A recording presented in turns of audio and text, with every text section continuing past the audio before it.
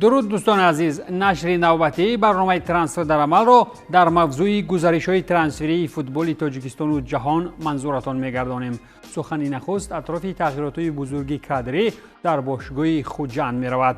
این تیم الکی خبر داد که دستپروری آنها پرویز علیف به دسته برمیگردد، در حالی که دسته با دروازه‌بان الکساندر نیچایف از بلاروسیا و حمایتگر الکساندر موخین هم شرطنامه را امضا کرد. درباره گزارش یک کم از بازیگران سربی از زمره حملهگر پتر گیگیچ، حمایتگران نیکولا اسکیچ، یوان انجلکوویچ و دارکو اسایلوویچ باید در حلایدگی گفت. 4 بازیگر نو سربی را که میلان میلوانوویچ به خوجند آورد به کلی همه به خاطر رسیدن به نتیجه های شایان در وقت جشنگیری 50 سالگی باشگاه از شمال کشور است. اکنون میتوان تخمین زد که میلوانوویچ با تیم خوجندیچ از ساحل سیریچ، مگر که میتواند در لیگ اولیچ اگر چمپیونیچ نشود ممکن که زینه دومیچ و یا سیومیچ را اشغالش نماید. در وطن فوتبال همه پولداران کارهای اساسی بازاری را کردند، ولی در مورد چند از این ترانسفرها ما فرصت پیدا نکردیم که برایتان رسانه‌ای کنیم. خلاصه گپ این که گورگان از ولورهمپتون از زمره چنین دستای سرکاری بازاری در زمستان بودند که بر عوض 25 میلیون یورو جان آریاس را به پالمیراس فروختند. این فروشگاری هم در حال عملی گردید که تابستان قبلی نیم حمایتگر با نرخ 20 میلیون یورو از فلومیننس خریداری شده بود. شرطنامه با کلمبیایی باشد در تیم نوشت تا آخر سال 29 حمولت داشته، بعد یک گل در 23 بازی از جانب این نفری کلمبیایی دیگر جای او در پرمیر لیگ انگلیا نماند. با فوتبال شاتلندی باشد یکی از بازیگران معروف انگلیسی با نام الکس اکسلی چمبرلین آمد و لقب پیراهن سلتیک را به بر کرد. مدت شرطنامه با سابق بازیگر تیم‌های لیورپول و آرسنال تا آخر موسم با امکان تمدید کنی به یک سال دیگر است. نیم حمایتگر 33 ساله که به سمت فرجام مسند ورزشی خیش قدم می‌گذارد، تابستان صف بشکتاش ترکیه را ترک نموده بود. این بازیگر به فکرم پس از چند مدتی بودن در فوتبال شاتلندی آرامانه و بدون غوغا کفش‌ها را بیرون از میدان آویزان می‌کند. سخن سری ترانسفرهای فوتبال اسپانی همیشه جالب است، ولی عجیب‌تر آن است که چی دروازه‌بان را که ژیرونا کاتالانی آورد وابسته به جراحت همگی در بستری بیماری‌اند. پاولو گاسانیگا الکی جراحت داشت و مارک اندره ترشتگن هم جراحت برداشت. از این رو ژیرونا با سابق دروازه‌بان سلتا روبن بلانکو شرطنامه بست. روبن بلانکو نفر است که در صف دستای سلتا و مارسل برآمد کرده باری آخران سال 24 به میدان آمده است. مهلت شرطنامه با دروازه‌بان 30 ساله تا تابستان سال 26 است، ولی اگر ناآمدی کار این نفر هم جراحت بگیرد پس ژیرونا انیق یا برتس یا خودی الیور کان را از خوابیگران بیدار میکند. در آلمان اگر مشاهده کرده باشید بدون آن نفرانی در اجاره بودگی هم کارها از باواریا نهایت خوب پیش می روند.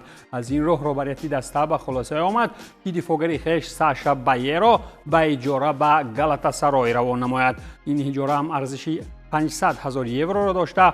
استانبولی ها می توانند این بازیگر سابق خویش را بر عوض 15 میلیون یورو خریداری هم کنند.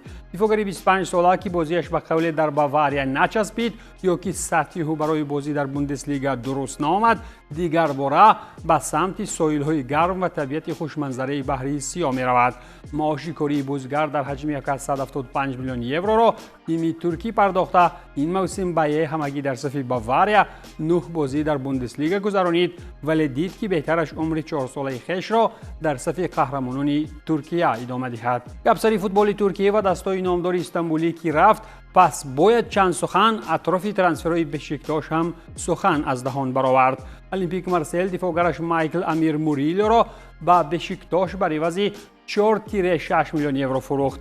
این هم نفری بود که دزربی چند پیش از برای اشتباه سخت تنقیدش کرده بود، ولی بعداً چطوری دیدیم مربی ایتالیایی را هم از ولادرام جواب دادند. باشگاه ترکیه با دفاعگر 29 ساله منتخب پاناما شرطنامه 2.5 ساله بست. یک دفاعگر دیگری را که بشکتاش این روزانه زمستانه ترانسفری خریداری کرد، این امانوئل اگبادو از وولز می باشد که برای عقابان 18 میلیون یورو ارزش پیدا نمود. شرطنامه با دفاعگر 28 ساله آفریقایی مهلت 4.5 ساله دارد و موسم جاری پرمیر لیگ انگلیا او همگی 14 بازی گذرانیده است.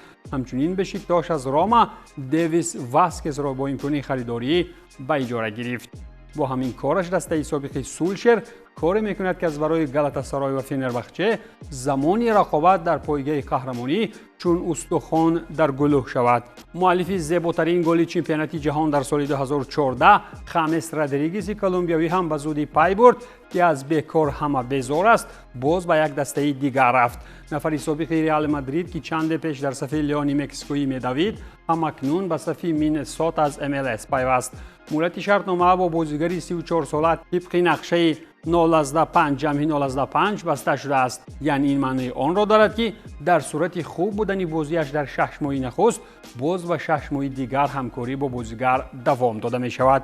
ببینید کلمبیایی معروفی که یک زمان در صف دسته‌های چون پورتو، موناکو، ریال مادرید و اورتون بازی کرده است، اکنون شرطنامه بیشتر از 6 ماه گرفته نمیتواند. نوید نوبتی ترانسفری قابل بررسی آن است که به چمپیونات عربستان سعودی خودی مسی می رود. درباره گزارش مسی از استراسبورگ رسما دسته نوی پولدار سعودیان با نام نئام اعلان کرد که گزارش بازیگر 18 ساله برایشان سرسانی‌های زیادی را به میان آورد.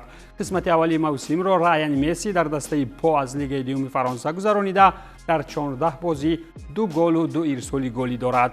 پولسکی مسی اساسی را که به زمین سعودی نآوردند، پس اکنون درباره رونالدو ما مسی نورس فرانسوی می‌بینیم.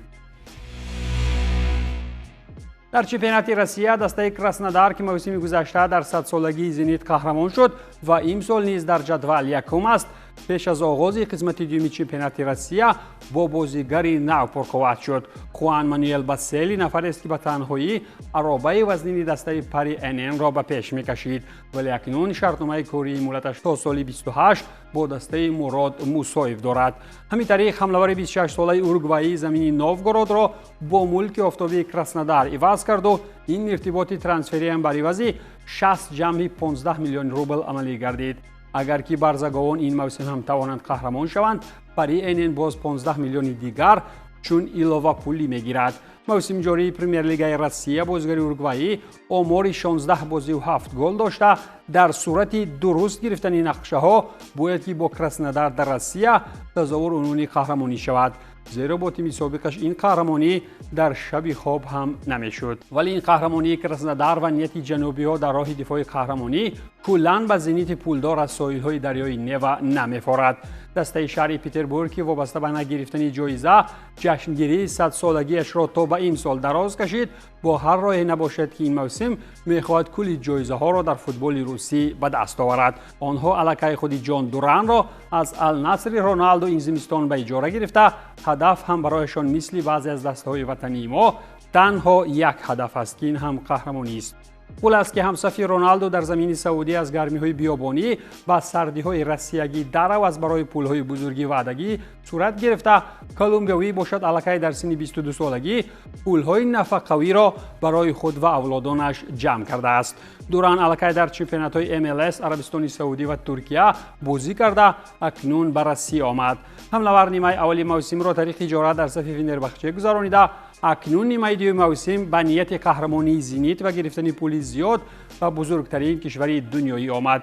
گفته می شود که زنیت از برای اجاره دوران تا 4 میلیون یورو از فایده فروش نفت و گاز گازپروم پرداخت نموده. بعد انجام اجاره حتی می تواند او را بر عوض 35 میلیون یورو خریداری نماید.